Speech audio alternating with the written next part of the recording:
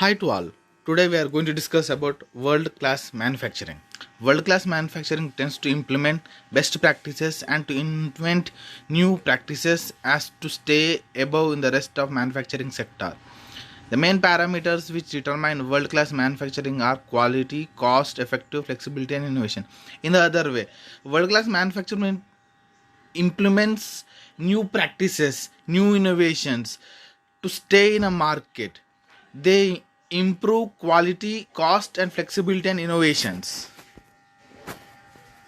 Next, reduction of time, reduction of set of time and turn into machinery. It is important to organizations are able to cut back time in setting up machinery and also to tune machinery before production. In other way, in organizations has to check how to produce more quality products within a short period of time before they need to check the machineries updated. Next, cellular manufacturing. It is important that production processes are divided into according to nature with a similar nature of combining together. It is in other way, according to the manufacturers has to decide the products how to manufacture, how to combine the situations. Reducing work in progress material. Indeed, it is a normal tendency of manufacturing organizations to maintain high level of WIP material.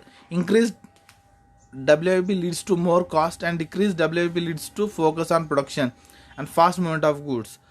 Work in other way, work in progress results to producing of product within a short period of time to focus on manufacturing process and serve customers. Postpone product mutation. For achieve high degree of customization, many changes are made to final product. However, it is important the mutation concerned for the design stage implement only after the final stage. In other way, how many changes are made is not important. How the product has been designed and how customers are convincing regarding the product is important. Removal the trial many of focus on virtual few. It is important to organization and focus on production of products which are linked with the forecast demand as much as customer expectations. In the other way, marketers has to manufacture the products based upon the future demanded products. The best example of today's situation. The best example today we are affected with the corona, but all the organizations or manufacturing units are planning how to reduce corona. Missionaries are being implemented.